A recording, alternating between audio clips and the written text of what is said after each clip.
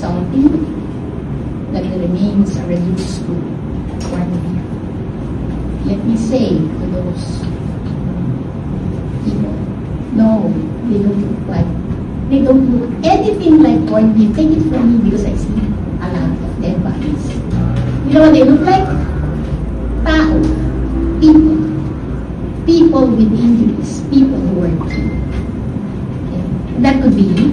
That could be anybody you know. And igalan niyo yung mga patay. Lalo na itong mga violence. Ang napaka-frustrating sa Pilipinas, paulit-ulit na lang this happens all the time. So step up. Everybody please step up. Nakakaya naman tayo.